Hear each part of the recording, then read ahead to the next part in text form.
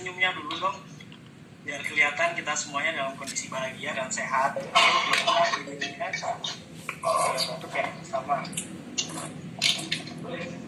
Salam sehat semua ya teman-teman ya, tetap ya kesehatan dan tetap bahagia. Nah teman-teman, Malik percaya kita semua adalah orang-orang yang open minded. Itu suaranya di dulu.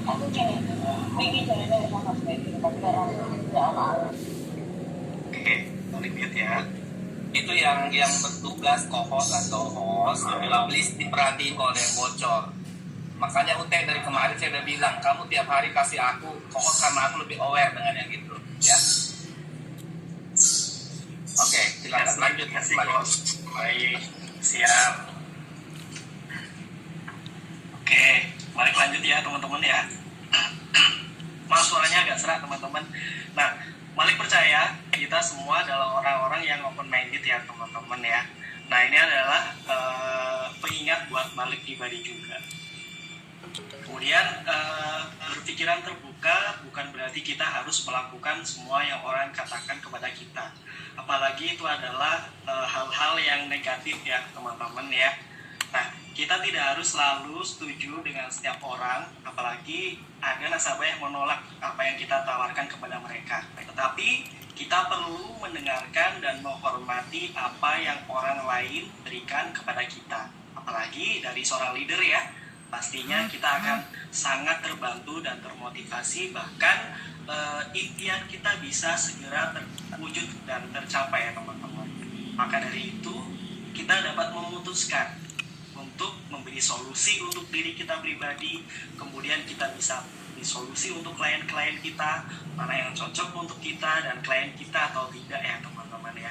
Kita di sini bisa melihat orang-orang yang berpikiran terbuka melangkah lebih jauh. Nah, so tetap semangat di 4 bulan ini. Nothing impossible. Be yourself, be positive, and just do it. Terima kasih teman-teman, tetap semangat.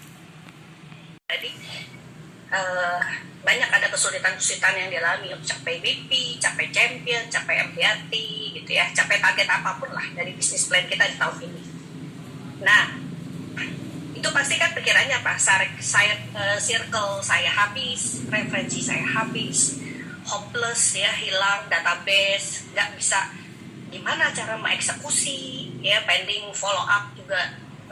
Nanti nggak direspon, WA nggak dijawab, ditolak ya, intinya apa? Database. Jadi nggak tahu lagi nih saya mesti mau ngapain, saya mesti mau prospek siapa, mentok, nggak ada yang saya bisa tawarin lagi, yang ini udah, yang ini udah, yang ini udah, nggak direspon. Gimana caranya lah supaya saya bisa BP? Nah ini pasti kan kekhawatiran daripada kita semua. Nah, saya rasa di mana bisnis asuransi dimanapun, leadernya juga pasti ngajarin buat daftar nama. Nah, daftar nama itu gunanya apa sih? Pasti kan bukan buat jualan doang, tapi kalau ada closing bagus. Tapi kalau nggak ada closingnya, sebenarnya buat apa teman-teman mindsetnya? Buat latihan ngomong. Nah, saya mau menguatkan teman-teman semua. Setelah database kita nggak ada, dirasa kita udah mentok sana kesini, ketika kita lagi ditolak, sebenarnya teman-teman, kita tuh sebenarnya nggak ada pernah habis database. Itu mindset teman-teman. Nggak ada yang namanya habis database. Karena di dalam kondisi manusia ini, mereka itu selalu bertumbuh. Ya, misalnya pasti kan nggak ada habis. Misalnya dari A sampai Z orang udah punya asuransi kesehatan. Pada zamannya dulu dia beli asuransi kesehatan, kita ingatkan kembali, sebenarnya Pak, itu nggak tren pada zaman itu. Yang tren sekarang adalah semua pasien itu unlimited. Kita temukan cara yang simple, yang sangat mudah, kita bisa sharing, orang kita langsung closing. Nah, kalau dulu mungkin satu klien kita bisa sampai berbulan-bulan menunggu jawabannya, itu ada terjadi ya, saya sering alami juga.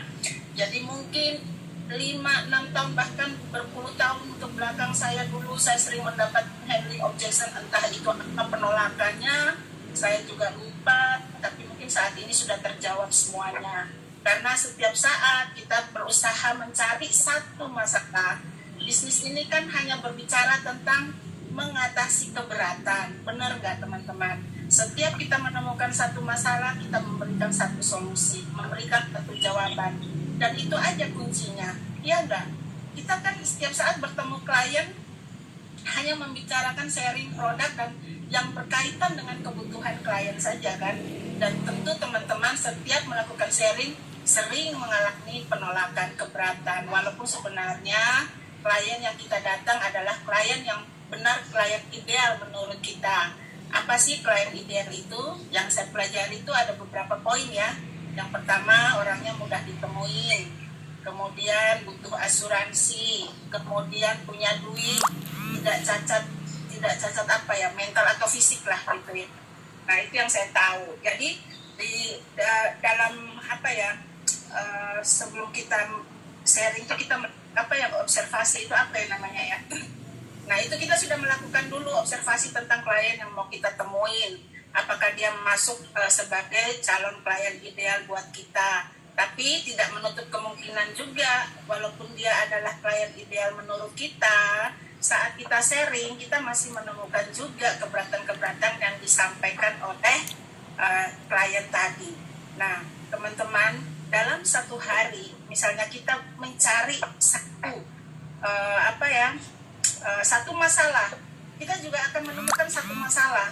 Bayangin, selama 30 hari dalam satu bulan, ketika kita melakukan sharing, mencari satu masalah dan kita menemukan masalah setiap hari, 30 masalah dalam satu bulan, teman-teman kebayang nggak? Kita itu sudah dianggap bisa seperti dokternya asuransi. Saya itu prinsipnya gini, dulu itu kenapa saya begitu yakin ya mau ketemu entahlah dia pengusaha, entahlah dia profesor apa. Saya meyakini diri saya aja bahwa saya yang lebih pintar daripada mereka gitu loh. Itu kuncinya. Karena walaupun dia seorang profesor, pengusaha yang sukses, tapi untuk bisnis asuransinya mungkin dia tidak kuasai. Jadi di sini kita harus memegang kunci bahwa kita adalah orang yang lebih pintar tentang asuransi, siapapun yang hadapi. Kuncinya di situ. Jadi saya berusaha setiap saat itu bagaimana saya kalau hari ini saya dapat satu penolakan, saya harus mencari satu masalah baru. Ya kan teman-teman, karena saya menyadari bahwa di bisnis kita ini sudah jelas kok gitu kan, kita bisnis yang hanya sharing. Bayangin teman-teman, saat kita melakukan sharing, orang awal mau memutuskan membeli itu saya sampai berpikir ya, sering sekali berpikir, kenapa hanya dengan oret-oret di kertas, orang itu ketika yakin, ketika kita sudah mampu mengatasi keberatan mereka, mereka mau loh mengelontorkan uang, sejumlah uang, bahkan itu rutin, mungkin bulanan, tahunan, sampai sekian tahun ke depan, itu tanpa mendapatkan barang langsung di depan mereka. Ini kan satu saya bilang satu kehebatan lah buat seorang agent ya, untuk bisa meyakinkan kliennya, bisa mengeluarkan dana sejumlah, apalagi kayak Bang Iman, Mas Yogi, Kak Widi yang preminya sampai miliar, ratusan juta. Bayangin nggak? Kita aja mau beli barang nyata dengan jumlah harga yang puluhan juta, ratusan juta, kadang masih mikir, walaupun itu kita sudah pasti dapat barangnya langsung kan. Tapi ini kita bisa meyakinkan orang loh. Dia bisa mengeluarkan duit untuk membayar apa yang dia beli tanpa harus dia mendapatkan barangnya dulu. Dan itu akan dia rasakan ketika terjadi resiko satu saat ataupun dia membutuhkan terjadi resiko lah terutama ya, baru bisa dia mendapatkan manfaatnya. Bayangin nggak teman-teman? Dan uniknya lagi, kenapa waktu awal kita jelasin mereka masih sulit untuk mau mengambil keputusan mengeluarkan dana.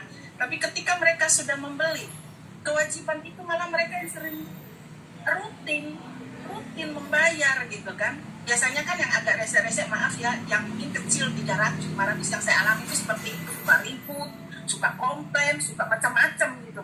Tapi bayangkan orang yang ngeluarin duit puluhan juta, ratusan juta, bahkan miliar, itu bukan duit kecil kan. Tapi mereka justru lebih telaten, walaupun apa yang mereka dapatkan tuh belum nampak, belum mereka peroleh langsung di depan.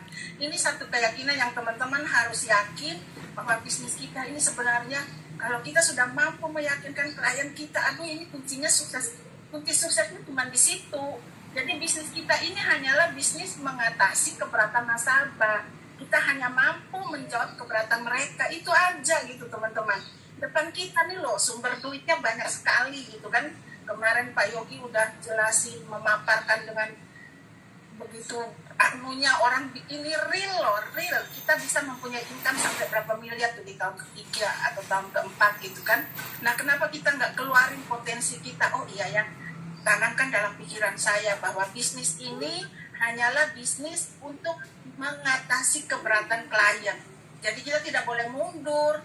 Iya kan, kebanyakan kita kan endingnya bukan closing, endingnya udah muntaber mundur tanpa berita. Padahal aduh, kita harus punya prinsip. Entahlah, mungkin saat itu ketika nasabah sampai benar-benar menolak, ya itu udah urusannya kembali lagi rezeki Allah ya. Kita sudah berusaha tapi belum closing, ya mungkin memang ini bukan waktunya, bukan rezeki kita, tapi paling tidak kita meyakini dulu. Dan kita ini yang perlu dirubah ya. Ubah pikiranmu, maka duniamu akan berubah gitu ya. Yang penting selama pikiran kita masih tetap semangat, masih tetap fokus, nggak ada yang mustahil ya. Kerjakan aja gitu ya teman-teman ya. Tetap semangat, tapi kalau semangat udah turun, udah kita nggak bisa ngapa-ngapain. Jangan pernah dalam pikiran kita bilang udahlah kayaknya nggak tercapai tahun ini, tahun depan. Jangan pernah ada itu ya. Pak Basuki selalu bilang jangan pernah turunkan apa yang menjadi target kita. Kita usahakan terus sampai kalau memang pada akhirnya juga belum sampai, nggak apa-apa gitu ya. Intinya jangan dulu lemah dulu sebelum habis waktunya. Selama masih ada kesempatan kita terus berjuang ya teman-teman ya, tetap semangat kita gitu. Nah hari ini handling objection ya teman-teman. Saya berpikir bahwa kita perlu juga untuk belajar ya, memfollow up nasabah kita supaya mereka tidak tutup polis. Karena ketika nasabah kita tutup polis, itu juga membuat persistensi kita sangat anjlok ya. Nah teman-teman, pengalaman kami dengan Pak Amos dulu ya, kalau personal kami selalu minimal 40%. Ya biasanya banyak yang kalahnya itu, yang turunnya itu adalah di tim gitu. Nah jadi teman-teman kita harus, karena gini, kalau dia persistensi timnya turun, income turun juga teman-teman ya. Kemarin saya udah bilang juga ini kepada kawan-kawan semua yang tahun lalu ya, waduh hancur juga ini apanya persistensinya, tolonglah di follow up nasabah-nasabah kalian, saya bilang ya. Nah jadi artinya kita udah capek memprospeknya sampai closing, tapi kita nggak follow up gitu. Nah jadi kadang-kala ya nasabah kita ini kalau dia 1 bulan udah nggak bayar, bulan depan dia udah berat untuk double teman-teman. Jadi memang setiap bulan harus di follow up gitu supaya pembayarannya itu bagus gitu. Karena bagi mereka itu berat kalau udah double gitu ya, apalagi triple gitu ya, bayar per 3 bulan itu bagi mereka berat sekali. Nah teman-teman, saya punya pengalaman gini. Kalau Pak Amos dulu kan setiap hari dia cek ya, karena kami punya buku manual juga. Selain ada yang di portal, kami punya buku manual. Jadi yang sudah bayar ditandain, di checklist gitu ya. Jadi kita bisa tahu juga, oh yang ini belum bayar, jadi diteleponin gitu. Nah kemarin itu teman-teman, ketika Pak Amos sudah meninggal ya, beberapa bulan saya memang nggak lihat itu, karena saya pun berpikir waktu itu lagi down lah ya, lagi berduka. Saya pikir dalam malas saya ngurus ini dulu gitu ya. Ya ada yang ada bawahnya nangis saja gitu ya. Tapi teman-teman, saya dapat email dari Allianz, ada beberapa nasabah yang tutup polis gitu, surrender. Aduh, saya langsung gini, aduh, udah tutup polis nih gitu ya. Nah kemudian saya ajak Kesia, ayo kita ke rumah nasabah itu nakku. Mereka tutup polis. Saya perhatiin ya, mereka ada yang sudah 4 tahun, ada yang sudah 5 tahun, ada yang bahkan 7 tahun gitu. Nah bagi saya gini teman-teman, sayang sekali ditutup gitu. Karena mereka sudah beli, mereka sudah bayar dari awal, tahun pertama udah bayar sampai tahun ke-7, kemudian mereka tutup gitu. Jadi kami datang, mereka suami istri nih yang tutup ya. Terus saya pikir gini, aduh salah juga ya, harusnya memang saya kabarin kalau Pak Amos udah nggak ada gitu. ternyata memang dia udah dapat kabar tapi dia nggak tahu mau ke rumah gitu. Nah akhirnya waktu kami datang teman-teman, hari pertama kami datang hujan deras dan banjir daerah rumahnya, nggak bisa turun dari mobil. Akhirnya besoknya kami datang lagi, padahal rumahnya jauh teman-teman ya. Nah waktu kami ke sana diteleponin nggak diangkat-angkat juga. Lalu kemudian teman-teman kami tungguin gitu ya, kami tunggu di mobil kira-kira ada setengah jam, rupanya ibu itu lewat naik sepeda motor. Lalu saya langsung turun, saya bawa kue teman-teman ya, saya langsung ke Bu, saya bilang gitu kan. Terus dia bilang siapa ya, karena pakai masker teman-teman ya. Saya bilang oh saya istrinya Pak Amos gitu. Oh terus dia bilang oh iya saya mau pergi, anak saya lagi nama katanya kan. Terus ada rasa mungkin di hati dia gini, Bu ini kok tahu saya mau ke polis gitu, karena udah ke kantor dia, udah bawa polis teman-teman, udah pokoknya udah surrender, udah proses surrender lah. Akhirnya saya bilang gini, Bu boleh nggak saya masuk? Karena saya pikir udah jauh kemari juga, terus juga udah dibawa kuenya, nanti dibawa pulang busuk gitu ya. Saya bilang boleh nggak saya masuk Bu? Oh boleh. Akhirnya kami masuk dengan Kesia, terus akhirnya kita cerita apa kabar Bu gitu ya. Terus dia bilang iya kami nggak bisa datang waktu Pak Amos bla bla bla. Nah, itulah pembukaan teman-teman. Saya tanya kenapa ditutup. Sayang banget polisnya teman-teman, 7 tahun saya udah nggak dapat apa-apa loh sebenarnya. Tapi sebagai saya punya hati nurani, saya pikir sayang sekali ditutup. Apalagi bapak ini sudah ada masalah di ginjal. Nah jadi saya jelasin teman-teman ya, saya jelasin. Terus anaknya telepon dari luar kota, anaknya marah-marah gitu ya. Tutup aja lah katanya. Kalau ibu bisa kasih solusi untuk itu nggak bayar lagi, boleh katanya. Di mana-mana di asuransi polisnya kalau udah 7 tahun nggak bayar lagi. Saya bilang gini, Dek, sebenarnya memang benar yang kamu bilang. Kalau sudah 7 tahun, bisa mama ini cuti premi sama papa kamu. Tapi masalahnya mama sudah ambilin duitnya. Duitnya udah nggak ada di dalam, harus bayar. Saya bilang kayak gitu. Tapi bayarnya juga nggak mesti setiap bulan. Bisa kok dijarangkan sesuai dengan saldonya di dalam.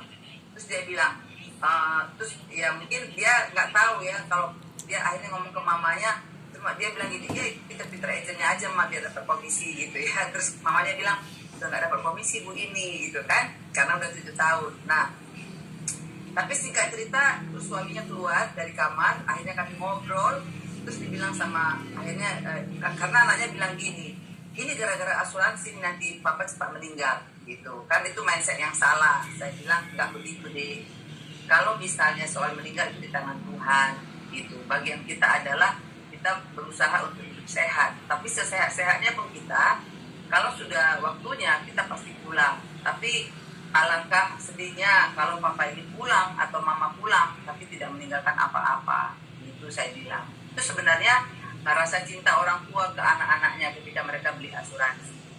Singkat cerita, akhirnya dia bilangnya terserah mama lah gitu ya. Terus saya bilang gimana Bu? Saya bilang Bu, saya karena peduli sama keluarga ibu, kita udah kayak saudara gitu ya. Makanya saya datang Bu. Saya sebenarnya masih lagi sedih loh, tapi saya nggak mau ibu sama bapak ada apa-apa nanti nggak dapat proteksinya. Saya bilang. So akhirnya dia bilang ya udahlah nanti saya diskusikan lagi. Nah teman-teman, waktu dia bilang saya diskusikan lagi, saya tanya terus teman-teman. Tapi saya langsung saya bilang gimana Bu, saya punya dulu lah katanya, jangan jadi di surrender. Akhirnya ibu ini punya masih terselamatkan karena belum sempat ditransfer uangnya. Punya suaminya udah ditransfer duitnya. Aduh, saya pikir suaminya inilah yang paling penting karena suaminya udah ada riwayat ginjal semasa dia sudah punya asuransi. Lalu saya teman-teman bingung ya, gimana caranya ini gitu. Nah teman-teman, banyak orang yang di luar sana ya, ketika udah 7 tahun nasabahnya bilang tutup, ya udah terserah tutup aja gitu, karena saya udah nggak dapat apa-apa dari situ. Tapi kita bukan agent yang seperti itu teman-teman, tapi kita adalah agent yang memang punya hati yang memang mau membantu, mau menolong teman-teman ya. Nah teman-teman, akhirnya saya tanya Mbak Widi, gimana ya Mbak Widi ini, aduh kasihan sekali gitu. Terus Mbak Widi bilang ya udah Mbak, tutup aja, nanti buka yang baru. Nggak bisa, dia udah sakit, pasti mahal dan ribet. Saya bilang. Akhirnya saya buat email ya, diajar sama Mbak Widi lah, saya buat email di Jakarta, terus nggak bisa juga. Akhirnya Mbak Widi bilang coba ke Pak Stephen, saya telepon langsung Pak Stephen ya. Saya bilang, dia bilang ya Bu, buat emailnya nanti saya bantu. Ternyata itu pun sudah tak dibantu, sudah close lah gitu. Akhirnya saya bilang sama bapak, sama ibu itu, ya Bu, udah nggak bisa ya Bu ya, karena uangnya udah ditransfer ke rekening Bapak, terlalu lama nih beri kabar dari Ibu untuk tutup polis. Terus dia bilang, kalau gitu saya juga tutup lah gitu kan. Terus saya bilang, saya ingetin lagi Bu, jangan karena Ibu marah, Ibu menutup, itu besar dampaknya ke depan. Jangan Bu, sebenarnya kan dari awal Ibu harusnya memang ngomong dulu ke kita, baru Ibu tutup. Ibu udah ambil keputusan dulu, itu pun saya bela-belain datang ke rumah Ibu. Janganlah, kita pun nggak tahu Bu siapa di luar. Kadang ada orang yang suaminya sakit yang di luar pergi istrinya, ada, saya bilang gitu ya. Terus akhirnya besoknya dia bilang, iya Bu, nggak jadi tutup gitu ya. Bagi saya nasabah kalau menjadi tutup polisi itu, bagi saya menang teman-teman. Kenapa? Karena ketika terjadi resiko, orang itu tetap dapat proteksinya, tetap dapat manfaatnya. Ada satu kejadian juga teman-teman ya, nasabah saya mau tutup polis juga. Saya mau tutup lah Bu, nggak bisa sanggup bayar lagi. Dia premis 1 bulan 5 juta 100. Saya bilang, jangan Bang, jangan ditutup. Anak abang masih kecil, UP abang itu gede, jangan. Saya bilang gitu. Dia bilang, saya butuh uang Bu. Dia kok gambar emoticon nangis. Saya bilang, nggak apa-apa, abang bisa tarik kalau perlu, tapi jangan dihabisi. Saya bilang. Akhirnya, nantilah Bu saya diskusikan. Atau ayo Bang, kita kerjain bisnisnya gitu ya. Saya ajak dia, saya mau datang ke rumah. Dia bilang, ya Bu, nanti Bu, saya lagi di luar kota. Pokoknya selalu nggak jadi ke rumah. Singkat cerita teman-teman, pada sekali waktu dia lagi olahraga, dia jatuh dan dia udah nggak bisa ngapa-ngapain teman-teman. Ternyata pada waktu itu dia udah sempat tarik duit ya. Ada berlangsung 3 bulan itu kita tawar-menawar jangan ditutup. Teman-teman tahu pada waktu itu dia meninggal teman-teman. Dan istrinya nggak ada kerja apa-apa. Nah waktu dia meninggal, saya tengok di portal, uangnya tinggal sedikit sekali. Kalau nggak dibayar itu beberapa minggu aja udah landslide. Sementara uang pertamuannya 2 miliar teman-teman. Saya langsung bayar. Begitu saya lihat di portal ya, itu tinggal 1 jutaan teman-teman. Saya langsung bayar pada waktu itu. Saya pikir soal dibayar nanti lah itu yang penting, karena nggak mungkin kan saya bilang sama istrinya, Kak ini polisnya dia udah nangis teman-teman. Saya bantu, saya bayarkan. Kemudian setelah selesai semua, saya ngomong sama istrinya teman-teman ya. Nah istrinya juga kaget, kok uangnya udah ditarik sama suamiku, aku nggak tahu ya. Saya tunjukin sama dia SMS chat WA-an kami dengan suaminya teman-teman. Suami istrinya nangis bilang, aduh Bu, makasih lah Bu ya. Kalau tadi Ibu nggak tahan ini nggak ditutup polisnya ini Bu, ditutup polisnya, aduh matilah Bu, aku nggak bisa kerja apa-apa anakku buat. Teman-teman, pekerjaan kita ini mulia selama memang hati kita memang betul-betul mau nolong orang ya. Dan saya percaya Tuhan juga akan pertemukan selalu kita dengan orang-orang kita bisa tolong teman-teman. Jadi keuntungannya bukan hanya buat mereka, kita juga persistensi kita juga nggak rusak gitu. Nah ada yang satu lagi yang terakhir teman-teman, kemarin ya saya udah bolak-balik suruh dia ini ya, dia bilang Kak, saya bilang Dek, ini polis kamu dengan suami belum ini loh, kalian belum dibayar. Saya bilang udah 4 bulan saya bilang ya.